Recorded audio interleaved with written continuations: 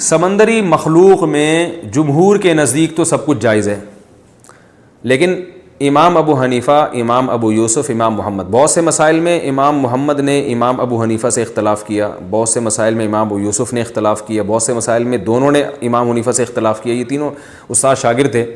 لیکن یہ مسئلہ ایسا ہے کہ اس میں تمام علماء حنفیہ متفق ہیں کہ سمندر میں صرف مچھلی کھانا حلال ہے، مچھلی کے علاوہ کوئی اور مخلوق وہ جائز نہیں ہے.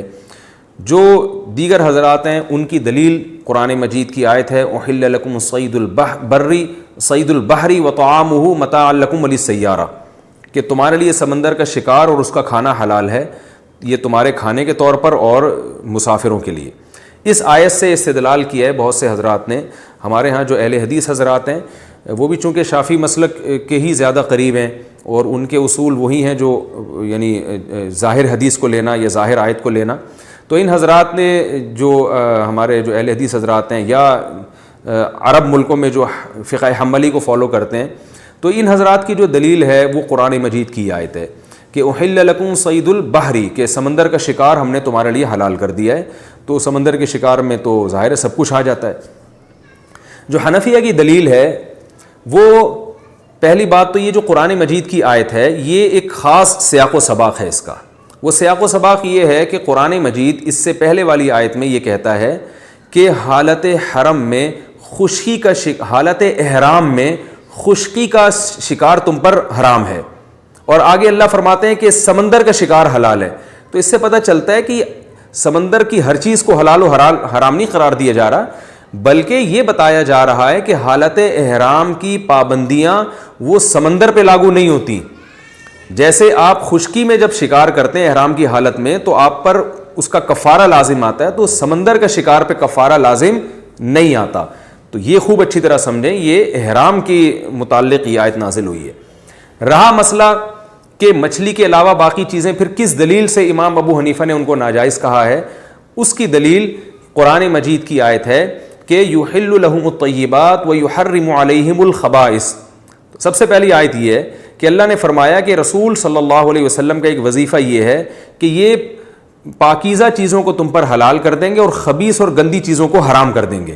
اب جو خبائث ہے، اگر ہم سمندر کی ہر چیز کو حلال قرار دے دیں تو سمندر میں تو ایسا گند نکلتا ہے جس کو کوئی بھی دنیا میں یعنی اگر حلال ہونے کا فتویٰ بھی دے گا تو کھائے گا نہیں وہ اس کو. سمندر میں تو سمندری مینڈک بھی ہوتے ہیں، تو پتہ نہیں کیا کیا گند نکل رہا ہے سمندر سے، تو بدبودار چیزیں بھی نکلتی ہیں جن کی گھن آ رہی ہوتی ہے. تو خبائث جو ہے نا، خبائث وہ تو اسلام نے اس کو ناجائز قرار دیا ہے.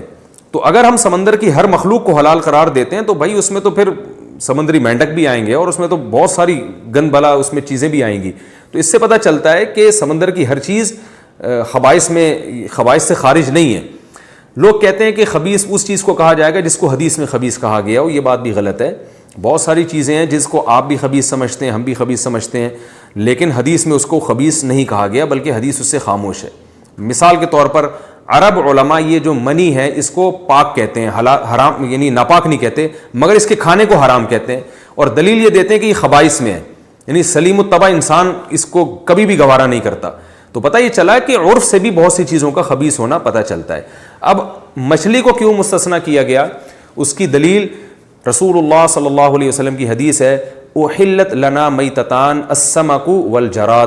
آپ صلی اللہ علیہ وسلم نے فرمایا اللہ نے دو مردار ہمارے لیے حلال کیے ہیں، ایک مچھلی اور ایک ٹڈی. اچھا، مردار بھی قرآن کے مطابق حرام ہے، جتنے بھی مردار ہیں اللہ تعالیٰ نے قرآن میں فرمایا کہ جگہ جگہ قرآن میں یہ آیت ہے کہ اللہ تعالیٰ نے تم پر مردار کو حرام کر دیا ہے، یعنی جو مردار ہے وہ آپ نہیں کھا سکتے، جانور ذبح کر کے کھانا پڑے گا. تو سمندر کی جتنی مخلوق ہے وہ تو سب مردار ہے، وہ ذبح تو نہیں کی جاتی. تو اس لیے نبی صلی اللہ علیہ وسلم نے دو چیزوں کو مستثنیٰ کیا. اس سے فرمایا احلت لنا میتتان، دو مردار ایسے ہیں جو ہمارے لیے حلال کیے گئے ہیں. السمک ایک مچھلی ہے جو مردہ ہونے کے باوجود حلال ہے، وہ ذبح نہیں کی جاتی، اور ایک ٹڈی ہے، ٹڈی ایک مخصوص چھوٹا سا پرندہ ہوتا ہے، تو وہ بھی ہمارے لیے حلال ہے. تو پتہ یہ چلا کہ تمام مردار وہ اسی طرح حرام ہے جس طرح قرآن نے حرام قرار دیا، اس میں سمندر کا اور خشکی کا فرق نہیں ہے.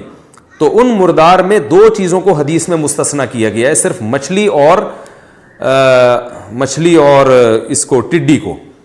تو اس سے پتہ چلتا ہے کہ مچھلی اور ٹڈی کے علاوہ باقی تمام مردار اپنی اصل پہ ہیں، وہ جائز نہیں ہے. تو اس لیے امام حنیفہ کا مسلک اس بارے میں بہت مضبوط ہے. اور یہی بات پھر آ جاتی ہے جھینگے کی بھی، کہ جھینگا کھانا جائز ہے یا نہیں. تو فقہ حنفی میں جھینگا بھی ہماری رائے کے مطابق جائز نہیں ہے. اس کی وجہ یہ ہے کہ مچھلی جب حلال ہے تو مچھلی، یا تو ہم میڈیکل سائنس سے پوچھیں گے کہ یہ جھینگا مچھلی کی قسم میں ہے یا نہیں ہے، یا ہم عرف سے پوچھیں گے. تو میڈیکل سائنس بھی یہ کہتی ہے کہ جھینگا کا مچھلی سے دور دور تک مچھلی کی فیملی سے کوئی تعلق نہیں ہے، اور عرف میں بھی جھینگے کو مچھلی نہیں سمجھا جاتا. آپ اگر کسی سے کہیں کہ مچھلی لے کر آؤ اور وہ جھینگا اٹھا کے لے آئیں، کسی قیمت پہ قبول نہیں کریں گے اس کو. ایک آدمی قسم اٹھاتا ہے کہ میں مچھلی نہیں کھاؤں گا، تو وہ جھینگا کھانے سے اس کی قسم نہیں ٹوٹتی. ہمارے بعض اکابر اس طرف گئے ہیں کہ جھینگا مچھلی کی قسم میں داخل ہے، اور انہوں نے لغت سے استدلال کیا ہے کہ لغت کی کتابوں میں جھینگا کو جھینگا مچھلی لکھا ہوا ہے. تو وہ بھی ہمارے بزرگ ہیں، اکابر ہیں. لیکن حضرت مفتی رشید احمد صاحب رحمہ اللہ تعالیٰ اور حضرت مولانا یوسف جھانوی صاحب رحمہ اللہ تعالیٰ کی رائے یہ تھی کہ ان حضرات نے جو استدلال کیا ہے نا ڈکشنری سے کہ لغت میں جھینگے کو مچھلی لکھا ہوا ہے، تو فرمائے ڈکشنری سے استدلال درست نہیں ہے. اس لیے کہ لغت میں اگر کسی چیز کو کوئی نام دے دیا جائے لیکن لوگ اس کو وہ سمجھتے نہ ہوں تو وہ پھر اس چیز میں داخل نہیں ہوگی. جیسے انہوں نے لکھا ہے کہ جیسے سمندری گھوڑا، اب ایک خاص قسم کا سمندر میں ایک جانور ہے جس کو سمندری گھوڑا کہا جاتا ہے، تو نام تو اس کو گھوڑے کا دیا مگر اس میں گھوڑے کے حکام جاری نہیں ہوں گے، اس لیے کہ لوگ اس کو گھوڑا سمجھتے نہیں ہیں. تو جھینگا نہ میڈیکلی مچھلی سے کچھ میچ کرتا ہے. ڈاکٹر تو یہاں تک کہتے ہیں کہ کسی گدھے کو اگر انسان کہہ دیا جائے نا تو یہ میڈیکلی اتنا عجیب نہیں ہے، کیونکہ گدھے کے بہت سارے پارٹس انسان سے ملتے ہیں. اس میں ریڑھ کی ہڈی ہے، اس میں پورا وہی تقریباً وہی سسٹم ہے جو انسان کا ہوتا ہے. لیکن جھینگے کو مچھلی کہہ دینا، میڈیکل سائنس بالکل اس کی نفی کرتی ہے کہ جھینگا مچھلی کی دور دور تک بھی کسی قسم میں داخل نہیں ہے. تو اس لیے ہماری رائے کے مطابق جو حضرت اقدس مولانا یوسف جھانوی شہید رحمۃ اللہ علیہ کی رائے تھی اور حضرت مفتی رشید احمد صاحب رحمہ اللہ کی رائے تھی وہ زیادہ مضبوط ہے. اس بیس پر جھینگے سے بھی اوائڈ کرنا چاہیے. لیکن اگر کوئی جھینگے کے جواز کا کوئی معتدل عالم، کوئی بڑے عالم فتویٰ دیتے ہیں تو ان پہ بہرحال وہ بڑے بزرگ ہیں، رائے کا اختلاف علماء میں ہمیشہ سے رہا ہے. تو لیکن میں ایک بات یہ کہتا ہوں کہ اتنی ساری اللہ نے چیزیں کھانے کے لیے پیدا کی ہیں، مچھلیوں کی اتنی ساری قسم ہے، تو آپ ان چیزوں کو کھاؤ نا. جو مچھلیاں ہی سینکڑوں اقسام کی اللہ نے پیدا کی ہیں، تو آپ کیوں جھینگے کی طرف جا رہے ہو جو اختلافی چیز ہے. تو اس لیے اس میں جو ہے وہ اگر مچھلی نہیں مل رہی آپ کو، یا سمندر میں آپ سفر کر رہے ہو اور کھانے کو ترس رہے ہو، تو ٹھیک ہے پھر چلیں جھینگا کھا لیں آپ. لیکن اس میں ایک بات یہ ضرور ہے کہ اس میں میری ایک ذاتی رائے یہ ہے کہ جن قوموں کو جھینگا کھانے کی عادت پڑ چکی ہے، جو باپ دادا سے کھاتے چلے آ رہے ہیں، جیسے بنگلہ دیش میں بہت زیادہ جھینگا آج سے نہیں صدیوں سے کھایا جا رہا ہے. تو علماء خود ایک اصول بیان کرتے ہیں کہ کسی قوم سے عادت چھڑوانا یہ بہت مشکل کام ہے. تو پھر اس میں یعنی لچک پیدا ہو جاتی ہے مسئلے میں.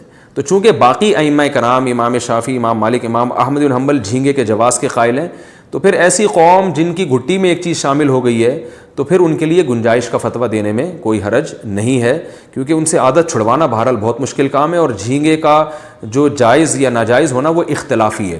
تو اختلاف جب کسی چیز میں پیدا ہو جائے تو یعنی حرج سے بچانے کے لیے پھر اس میں گنجائش کا فتویٰ دیا جا سکتا ہے.